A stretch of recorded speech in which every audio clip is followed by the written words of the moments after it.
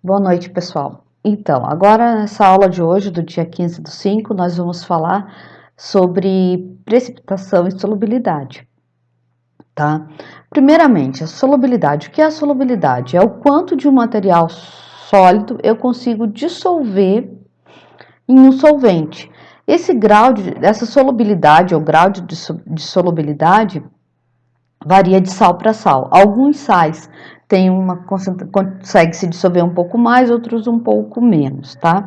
Então, propriamente dita, a definição de solubilidade é o quê? É a capacidade de dissolver, de dissipar em um solvente um soluto, tá? Essa capacidade varia de produto, de reagente para reagente. Precipitação é a formação de um corpo sólido após você passar o coeficiente de solubilidade, quando você não consegue mais dissolver um produto ou um reagente em um determinado soluto, tá?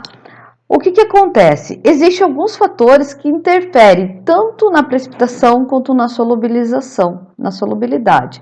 Esses fatores são temperatura, pressão, tá? Presença de catalisador, formação de subprodutos e coisas desse gênero que vão interferir na quantidade de precipitado. Por exemplo, se você pegar uma solução de cloreto de sódio e for dissolver ela em água, vai chegar um determinado momento que você vai ter um corpo de fundo, que é um precipitado, tá?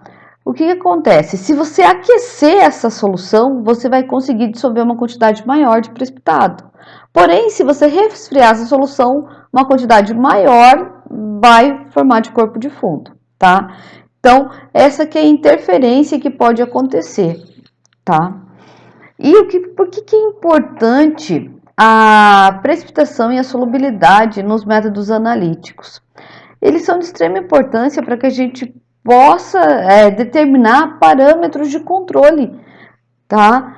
Por exemplo, o quanto você consegue determinar num procedimento de uma determinada matéria, sem que haja solubilidade. E também em reações que se processam no laboratório, existem reações que formam precipitado.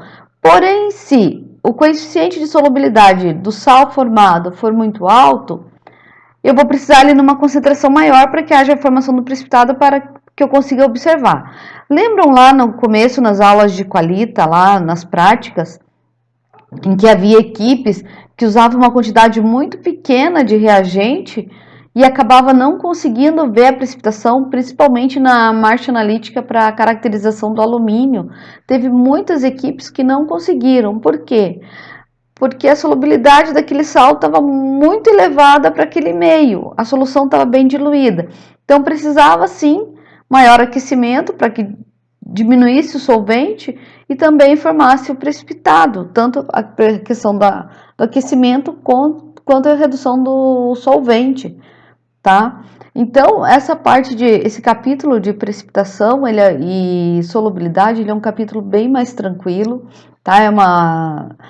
É um capítulo bem mais fácil de compreender. Fala bastante do sulfato de bário, porque o sulfato de bário, ele é um sal que teve alguns anos atrás, numa polêmica de um laboratório que usou cloreto de bário no lugar de sulfato de bário para fazer o exame. E ao contrário do sulfato de bário, que não é solúvel em ácido clorídrico, porque não tem afinidade e a solubilidade é baixa, e não dá problema quando faz o exame de ressonância e raio-x no estômago, o cloreto de bário em contato com o ácido clorídrico do nosso estômago é muito solúvel. E o que acontece? O bário, ele é venenoso em algumas concentrações do nosso organismo. Então, essa substituição do cloreto de bário do sulfato de bário pelo cloreto de bário causou a morte de muitas pessoas que usaram essa solução errada. Por quê? Porque essa solução de cloreto, ela conseguiu se solubilizar no estômago dos pacientes e causando a morte por intoxicação por bário. Então, essa parte de solubilidade e precipitação é um conteúdo simples e fácil de assimilar os seus interferentes, a sua definição, a sua lógica. Porém, ela é de grande importância em alguns segmentos, principalmente nos segmentos de tratamento dos rins, exames, alimentos. Muitos sais que são usados como conservante em alimentos, eles não podem extrapolar uma certa quantidade, que pode causar distúrbios intestinais, como diarreia, vômito, até intoxicações mais graves. Então, essa é uma das grandes aplicações e grandes importâncias disso, tá? Então, a princípio é isso. Em questão aos exercícios, são da página 160, do 1 ao 9. Dessa vez os exercícios são um pouco mais diretos, eu acredito que não vai haver dúvida, mas vamos passar eles um pouquinho, só para vocês terem uma noção, né? Aqui, a primeira questão ali, o que é a solubilidade? Daí vem 3 perguntas, essa primeira você não responde. Vem 3 perguntas para definir solubilidade, daí ali pergunta, o que é a solubilidade de uma substância química? Vocês vão definir com as palavras de vocês, depois de ler esse capítulo, o que é a solubilidade. Como as substâncias iônicas tendem a se dissolver em uma solução? Como isso difere de maneira com que os compostos moleculares, como a glicose, se dissolvem? Opa, aí tem uma grande diferença. A solubilidade de compostos também depende da sua afinidade com o solvente. Então, descrevam isso aqui, tá? Quais são alguns fatores gerais que podem afetar a solubilidade de uma substância? Eu acabei de falar para vocês que pressão, temperatura, volume do solvente são fatores que interferem. Então, no capítulo está bem descrito esses fatores, tá? O que é precipitação? Defina a precipitação. Pessoal, não confundam precipitação com solubilidade, tá? Eu posso pedir na avaliação, diferencie solubilidade de precipitação.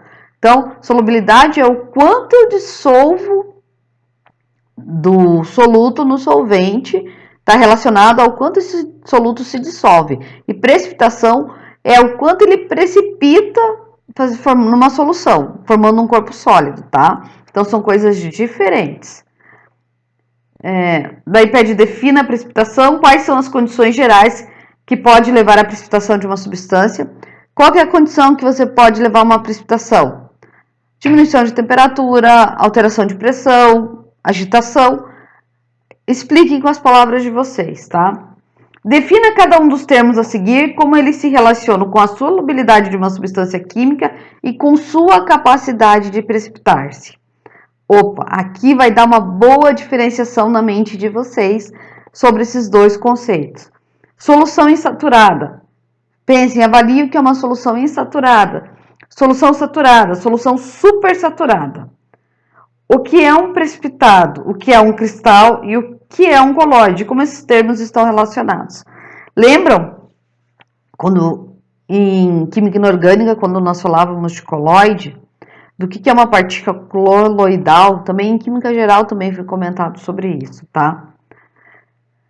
Para que a solubilidade e a precipitação são importantes na análise? Por que elas são importantes? Por que é importante levar a solubilidade em conta durante uma análise química? Cite 2 exemplos de situações em que isso deve ser considerado. Tá? Então, citem 2 exemplos. Vejam lá o que vocês pensam. Como a precipitação pode ser usada durante uma análise química? Cite 2 exemplos. Lembram das aulas práticas que nós fizemos a caracterização de muitos cátions através do quê? De formação de precipitados com cores definidas? É mais ou menos por aí. A figura 7.8 mostra parte de um esquema para a identificação qualitativa de íons inorgânicos, como alumínio, cromo e ferro, em amostras aquosas. Descreva como a precipitação está sendo usada nesse esquema para a identificação da substância. Opa, lembram lá das aulas práticas? Pensem, olha a figura que é um fluxogramazinho e vocês vão ver por que a precipitação está sendo usada, ok? Então, essa parte aqui, esses exercícios são muito mais tranquilos. Espero eles para a semana que vem, para sexta-feira. E lembrando que os da semana passada, eu estendi o prazo até dia 18 a pedido de vocês, ok? Boa aula!